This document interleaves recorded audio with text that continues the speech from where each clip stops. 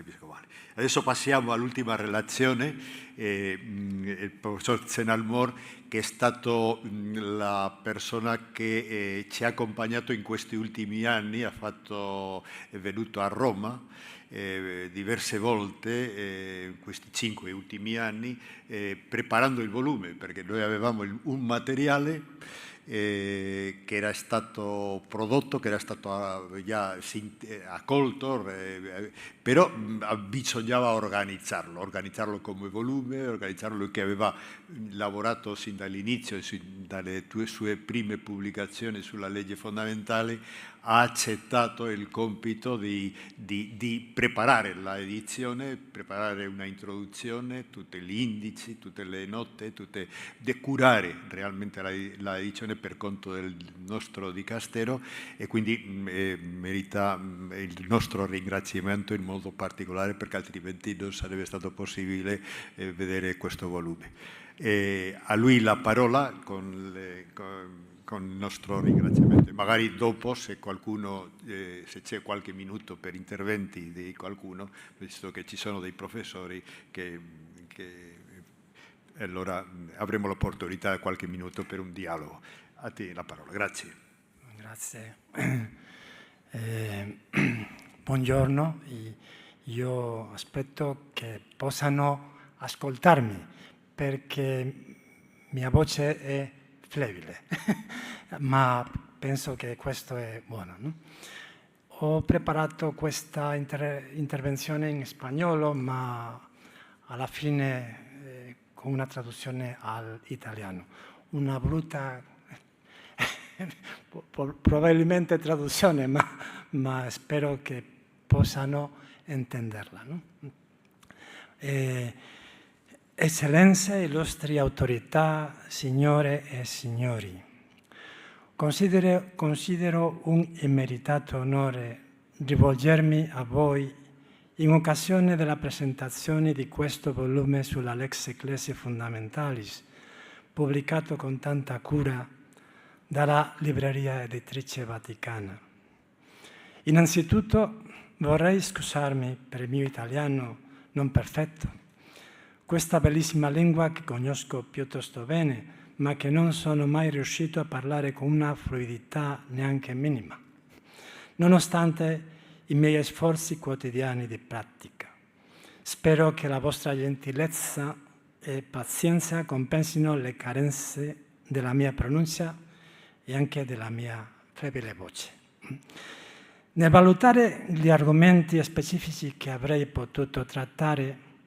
la mia priorità è stata che questa presentazione contribuisse a illustrare il contenuto del libro,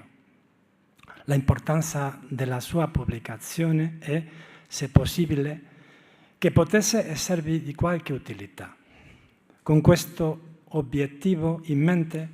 ho deciso di dividerla in 3 parti, che ho poi abbreviato per evitare di renderla eccessivamente lunga.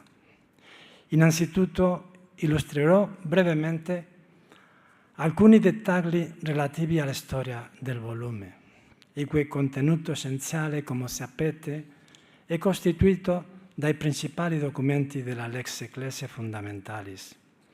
Subito dopo questa premessa, coglierò l'occasione per ripercorrere brevemente alcuni aspetti della storia del progetto e in terzo luogo affronterò alcune argomentazioni più direttamente connesse al titolo di questa presentazione, la lezione attuale della Lex Ecclesiae Fundamentalis. Tra queste discuterò l'interesse che la possibilità di accedere direttamente ai testi ufficiali della LEF, come viene comunemente chiamata, può esercitare oggi, non solo per i canonisti, ma anche per molti teologi e per chiunque desideri approfondire la Costituzione della Chiesa in questo mondo, nonché l'opportunità di riconsiderare alla luce di questi testi alcune delle questioni studiate in questo ambizioso progetto. Parlerò adesso in español, porque un attimo. Estas son las cuestiones que inicialmente había pensado tratar, pero luego me pareció que podrían llevar demasiado tiempo y correr también el peligro de hacerse tediosas. Además, la profesoresa Boni, el profesor Helmut Pre han dicho algunas cosas de las que yo pensaba hablar en la segunda parte. Por eso me quedo tranquilo. En todo caso, si pueden alguna vez ver la relación escrita, ahí aparecerá todo. Quando Sua Eccellenza Juan Ignazio Arrieta mi offrì alcuni anni fa l'opportunità di collaborare alla preparazione di questa edizione, insieme alla mia gratitudine per questa dimostrazione di fiducia, mi tornarono alla mente alcuni ricordi del passato. Il progetto della legge Lex Ecclesiae Fundamentalis era stato l'oggetto della mia tesi di dottorato, un argomento che inizialmente avevo quasi abbandonato, poiché il mio professore di diritto costituzionale canonico, Edoardo Molano, dovette lasciare l'università per alcuni mesi, poco dopo avermelo proposto, per prepararsi all'ordinazione sacerdotale. Dato che avevo una certa fretta di terminare il dottorato e non sapevo da dove cominciare con questo lavoro, ne era ancora possibile comunicare con lui online, non aveva internet adesso, no? Iniziai a valutare l'opportunità di cambiare relatore e argomento. Ma prima di prendere una decisione mi rivolsi al professor Javier Herbada, che allora era responsabile della ricerca presso la nostra facoltà, per un consiglio. Questo stimatissimo e per me caro maestro fu molto contento di sapere che avevo intenzione di lavorare sulla LEF e non solo mi incoraggiò vivamente a non abbandonare quella tesi, ma mi fornì anche un primo orientamento bibliografico, grazie al quale potei iniziarla. Anche se, a dire il vero, il professor Molano tornò presto a Pamplona e da allora mi offrì la sua generosa e saggia consulenza come direttore di quel lavoro, ponendomi una sola condizione: che lo facessi utilizzando esclusivamente i testi sulla LEF pubblicati su Communicaciones e in vari libri, articoli e riviste, e mai il materiale che era elencato come riservato nell'archivio del nostro carissimo professor Pedro Lombardia, scomparso qualche anno prima, che dalla fine del 1973 era stato uno dei consultori del certus incaricato della stesura della legge fondamentale. Racconto tutto questo perché la preparazione di quella tesi di dottorato, dalla quale ho imparato così tanto, mi ha fatto sperare di poter un giorno avere l'opportunità di lavorare con i testi ufficiali del progetto, di utilizzarli per colmare le lacune del mio lavoro e persino di contribuire a far sì che tutto quel prezioso materiale contribuisse allo sviluppo del diritto canonico, anziché rimanere in un cassetto, come osservò anni fa Sua Eccellenza Julian Herranz. Fin dall'inizio Herranz aveva generosamente collaborato alla stesura della LEF. Lui stesso, allora presidente del Pontificio Consiglio per i Testi Legislativi, durante una delle sue visite alla nostra Università di Navarra, poco prima di essere proclamato cardinale nell'ottobre del 2003,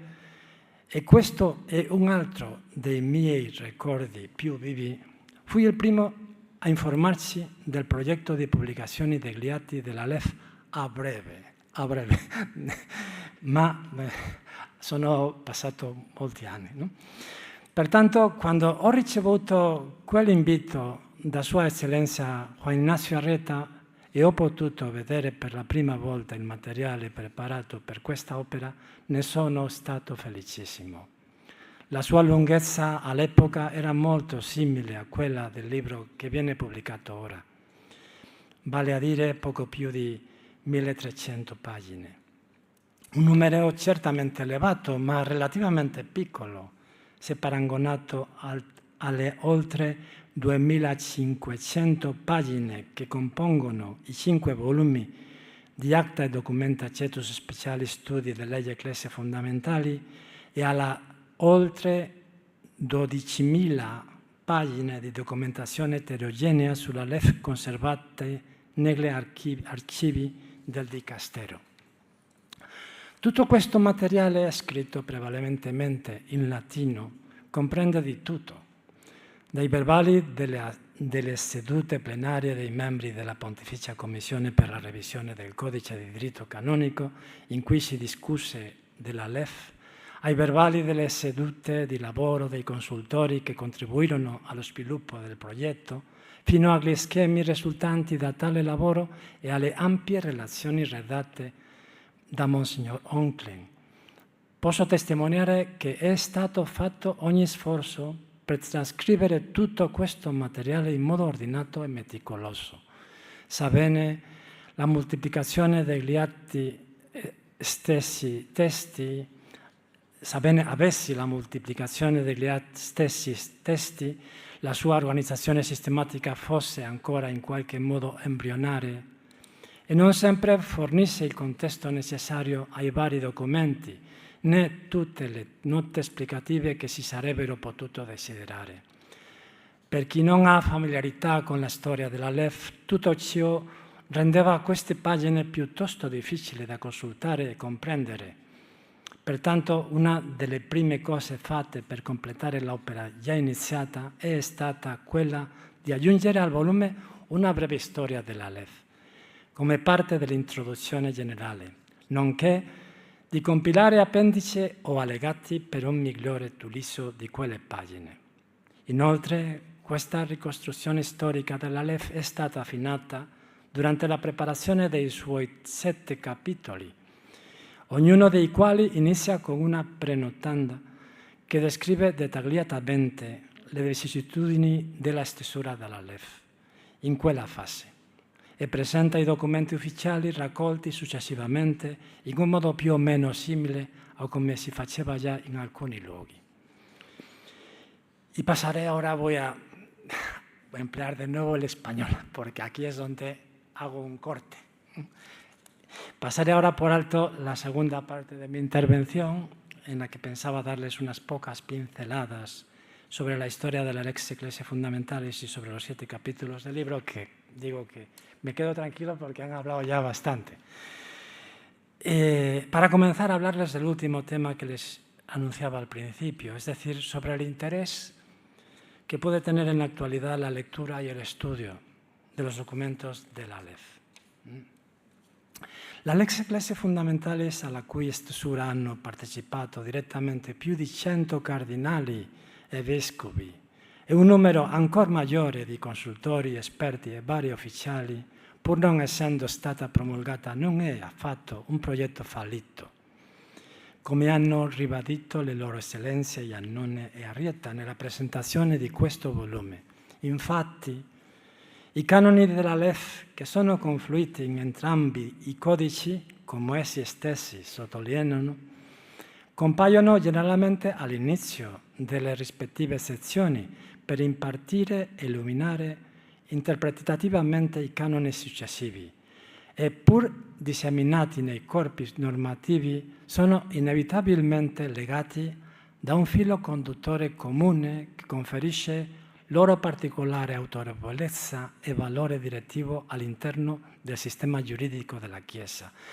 Inoltre, come ha spiegato altrove anche Sua Eccellenza Juan Ignacio Arrieta, è sufficiente un semplice sguardo al codice latino per rivelare l'influenza della LEF sulla sua struttura e sulle sue basi ecclesiologiche e che risulta evidente che l'intera incodificazione è debitrice del confronto di idee nato attorno al disegno di legge fondamentale. Questi fondamenti possono sempre essere esplorati in modo più approfondito, come è stato fatto ad esempio nella lettera Communionis Notio pubblicata nel 1992 dalla Congregazione per la Dottrina della Fede, che affronta alcuni aspetti della Chiesa intesa come comunione. Ma i contributi apportati all'epoca dalla LEF furono certamente significativi E a questo proposito mi sarebbe piaciuto, ad esempio, che il libro 2 del codice, prima di incorporare i canoni della LEF riguardanti i fedeli, avesse utilizzato anche le disposizioni precedenti dello schema che trattavano del mistero della Chiesa e sulla quale era stato fatto un ottimo lavoro, come si può vedere nel libro. La Lex Ecclesiae Fundamentalis, inoltre, ha contribuito a fornire una visione più ampia del diritto costituzionale canonico e a superare l'approccio prevalentemente gerarchico della scuola dello Ius Publicum Ecclesiasticum, che si rifletteva ancora nella Delineatio Iuris Constitutionalis Ecclesiae offerta nel settembre 1975 a coloro che si preparavano ad avviare il progetto della LEF. Infatti, con la maturazione dei suoi successivi schemi, si è consolidata l'idea che il diritto costituzionale della Chiesa comprenda tutta la sua struttura giuridica fondamentale e non solo gli elementi gerarchici più strettamente legati al sacramento dell'ordine sacro, che sono certamente essenziali, ma anche le conseguenze del bautismo e la condizione fondamentale di essere credente che lo precedono. E a tutto ciò che potrebbe aggiungere il ruolo dei carismi e naturalmente tutto ciò che riguarda la missione della Chiesa, sia nel consueto quadro della triamunera, quanto teologico, tradizionale, didattico o di un altro modo. Quando lo schema definitivo della LEF fu completato, si può affermare che il problema di quanto fosse possibile ammettervi non solo componente di diritto divino, ma anche di diritto ecclesiastico umano, era già ampiamente risolto. Infatti, sebbene la struttura fondamentale della Chiesa si fondi sul diritto divino, alcuni dei suoi elementi possono derivare anche da un diritto ecclesiastico specificamente autorizzato, legittimamente stabilito dalla tradizione e dallo sviluppo storico della Chiesa. Talvolta, d'altra parte, è quasi impossibile determinare con certezza quali prescrizioni canoniche siano di diritto divino e quali di istituzione ecclesiastica. Ma questo accade anche in altri aspetti della Chiesa, i cui elementi divini e umani, in analogia con il mistero del Verbo incarnato, non costituiscono due realtà distinte, bensì una realtà complessa, come dice Lumen Gentium. Pertanto non sorprende che qualcosa di simile accada nel suo ordinamento giuridico in generale e nel suo diritto costituzionale in particolare. Ora ritorno al fatto che molti canoni della LEF furono inclusi in entrambi i codici, per commentare un altro punto che mi sembra di particolare importanza. Non sorprende che coloro che desiderano approfondire la ratio legis di questi canoni possano trovare in questo libro una buona fonte per il loro studio. Ma fino a che punto vale la pena approfondire anche i canoni rimanenti o i criteri ispiratori che sottendono a molte prescrizioni canoniche appena espresse nel codice? Penso ad esempio ad alcune delle indicazioni e dei suggerimenti formulati dall'Episcopato quando consultato sulla LEF, tra cui il rapporto tra le norme fondamentali della Chiesa e la dottrina del Concilio Vaticano II, il rapporto tra la Chiesa universale e le Chiese particolari e orientali, i criteri per promuovere l'ecumenismo, l'applicazione nella Chiesa del principio di solidarietà e dell'idea del servizio, eccetera. Coloro che hanno una mentalità positivista così diffusa nel pensiero giuridico attuale liquideranno facilmente come inutile lo studio dei canoni non promulgati della LEF o di quelle altre questioni che il Codice ha appena affrontato,